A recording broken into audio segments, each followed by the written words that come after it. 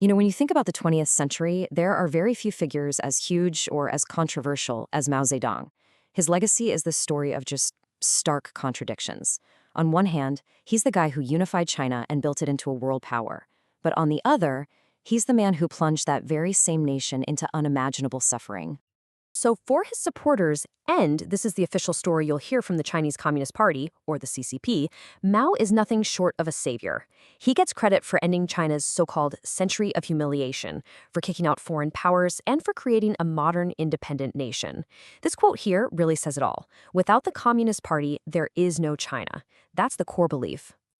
But then you have to look at this number, 45 million. That's the estimated death toll from a single one of his policies, the Great Leap Forward, which caused the deadliest famine in human history.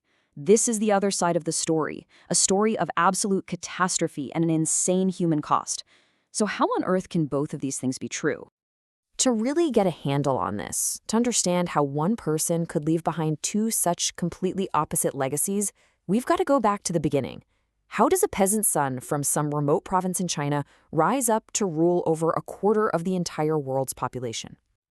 You see, Mao's whole life was about rebellion, and it started super early. Born back in 1893, he grew up in this really traditional household. He apparently couldn't stand his demanding father, but really loved his mother. And right from the get-go, he just completely rejected the life that was laid out for him. Farming? No thank you. He was all about books, ideas, and the huge world beyond his little village. And this right here, this was the huge conflict of his early life. On one side, you have his dad's plan: work the family business, get an arranged marriage, stick to tradition. But on the other side was Mao's dream: go to modern schools, learn about the world, become an intellectual. This clash was really the spark that sent him off on a search for a new destiny, not just for himself, but for all of China. Fast forward a few years, and that personal ambition, it explodes into full-blown revolutionary fire. The Long March. This is what really forged Mao into the party's undeniable leader. His Red Army was on the run from nationalist forces, and they undertook this absolutely grueling year-long retreat over thousands of kilometers of just brutal terrain. And right in the middle of this desperate fight for survival, at the Zunyi Conference, Mao brilliantly outmaneuvered his rivals, took control of the military, and cemented his authority over the party for good. Okay, so after years of brutal civil war, Mao's forces finally win. And by 1949, he's ready to remake China from the ground up, launching one of the most radical transformations of a society the world has ever seen. And this was the moment. Standing on top of the Gate of Heavenly Peace in Beijing, Mao declares the birth of the People's Republic. For millions of Chinese people, this was a moment of incredible hope, a promise that all the decades of civil war, foreign invasion, and national weakness were finally over. And you know what? In those first few years, the party actually delivered on a lot of those promises. Land was taken from the wealthy landlords and handed over to the peasants. Literacy rates just skyrocketed. Basic healthcare and housing became available for pretty much everyone. And life expectancy, a huge indicator of a country's well-being, shot way up. For a lot of people, this was proof that the revolution was working. But, and this is the tragic part, that stability didn't last. Mao's revolutionary energy didn't just stop once he was in charge. He then unleashed these radical campaigns, one after another, designed to rocket China into a communist future. And these campaigns, they would lead to absolute catastrophe. First up was something called the Great Leap Forward. The goal was, incredibly audacious: to launch China past the industrial West and into a communist utopia in just a handful of years. All agriculture was collectivized into these giant communes, and regular people were ordered to build little furnaces in their backyards to make steel, melting down everything they had: pots, pans, even their farming tools. The result? An absolute, unmitigated disaster. The steel they made in the backyards was totally useless, and taking all the farmers away from the fields, not to mention local officials lying and reporting these ridiculously huge harvests, it all led to a total collapse of the food supply.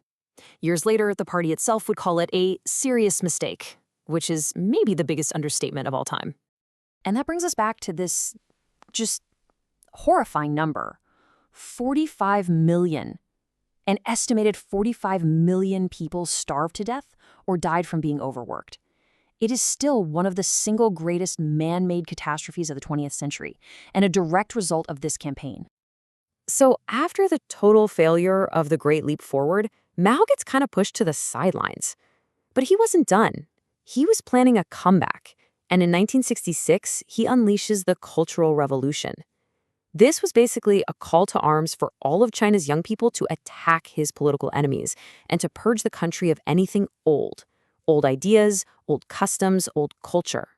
He empowered these legions of fanatic students called the Red Guards to do his bidding. And the Red Guards, well, they just turned Chinese society completely upside down. Students were encouraged to humiliate their teachers.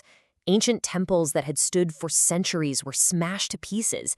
Anyone who was labeled an enemy of the revolution was dragged out, publicly denounced, beaten, and, in many cases, killed.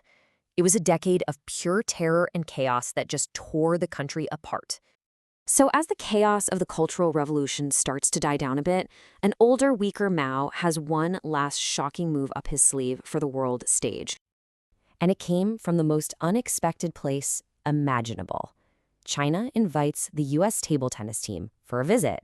I mean, really, table tennis. But this simple, friendly gesture was a signal for something much, much bigger. After more than 20 years of pure hostility and being totally isolated, Mao was signaling that he was ready to talk to his biggest enemy, the United States. And that simple game of ping pong?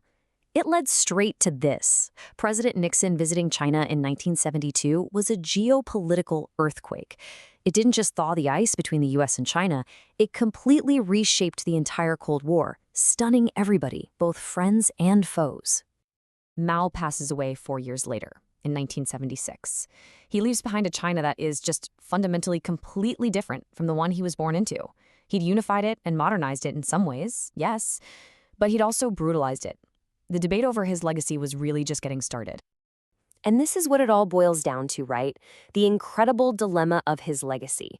You look at one side of the ledger, he's the great unifier, the guy who made China a world power, and, you can't deny it, improved the lives of hundreds of millions with better health and education.